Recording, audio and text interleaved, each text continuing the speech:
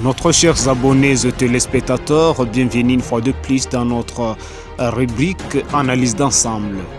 Dans le cadre de cette rubrique, nous allons parler de quelques attitudes à prendre en cette période post-électorale, la période qui succède les élections générales qui se sont tenues en République démocratique du Congo en date du 20 décembre 2023.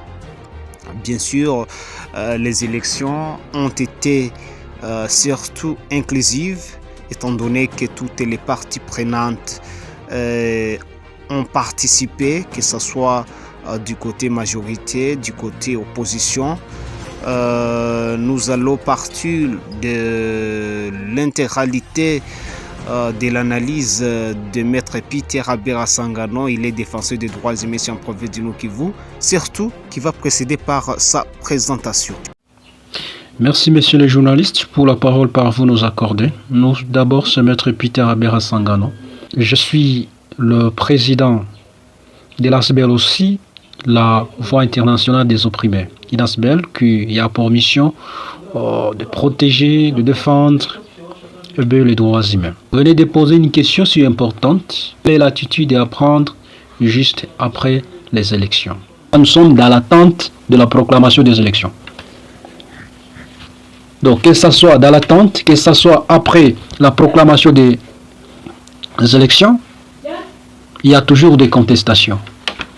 Il y a toujours des fois de manifestations, de marches un peu partout.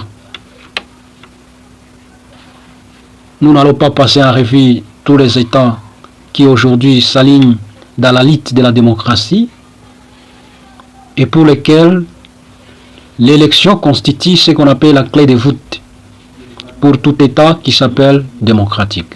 On n'ira pas dans ce sens. Les élections ont eu lieu en date du 20 décembre 2023 et à l'heure qu'il est, partout sur toute l'étendue de la République démocratique du Congo, on a déjà clôturé les élections.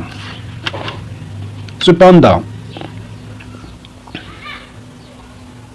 nous sommes en train de voir ici et là, surtout les amis qui sont dans l'opposition, faire la paire à l'annulation des élections, boycotter les élections, les qualifiant des élections purement chaotiques. Nous continuons donc, nous, à notre niveau, à sensibiliser la population à ne pas céder à toutes ces manipulations. La République démocratique du Congo a des institutions connues, lesquelles ont l'obligation de nous dire la personne qui a gagné les élections au niveau du président de la République, les personnes qui ont gagné les élections au niveau de la députation nationale, les personnes qui ont gagné les élections au niveau de la députation provinciale, voire au niveau de communes. Pas tout individu. Alors, nous ne savons pas par quel mécanisme les amis qui sont par exemple dans l'opposition commencent à montrer que la personne qui est en avant c'est elle et que c'est lui qui sera proclamé. Et partant, il faut faire tout pour déstabiliser le pays en fait qu'on aille à la reconduction des élections. C'est vrai, tout le monde est congolais, tout le monde doit jouir son droit d'expression. Mais cependant, j'essaie à rappeler que pour nous, c'était un acquis gagné. Ces élections ne peuvent pas être qualifiées chaotiques. C'est vrai, on peut parler de certaines irrégularités, mais ces dernières ne peuvent pas conduire à l'annulation des élections. Non. Partout au monde, il a été constaté toujours certaines irrégularités et que l'essentiel, c'est les capitaliser. Et que donc, à la prochaine législature, on ne puisse pas tomber dans ces mêmes irrégularités. Autre chose, je rappelle à toute la population qui me suit que les amis de l'opposition avaient tout le temps de se réunir avant même les élections et désigner un seul candidat. Mais comme tout candidat de l'opposition se disait capable de gagner les élections, ils sont partis de manière dispersée. Et la conséquence, quand nous suivons les tendances, en tout cas, le président ne va pas venir de l'opposition. Qu'est-ce qu'on peut inviter? Moi, j'invite, au fait, à toute la population congolaise, au calme, d'être stable, d'attendre que la CENI nous dise qu'il est président de manière provisoire et que la Cour constitutionnelle puisse nous confirmer. Celui qui estime qu'il a été voté, je ne sais pas, à autant de centres, il y a des PV, surtout que un candidat de l'opposition avait demandé à ses témoins, je ne sais pas, à ses électeurs de passer nuit devant les portes des différents centres de vote jusqu'aux heures où on va afficher tout le PV. Chose qui a été faite. Les gens ont passé il y a des gens qui ont passé toutes les nuits sur le bureau de vote. On a affiché et ils ont envoyé les résultats des différents centres. Est-ce que parce que c'est X qui tend à gagner les élections, il faut déstabiliser, il faut troubler l'ordre public sur toute l'étendue de la République démocratique du Congo? Moi, je pense non.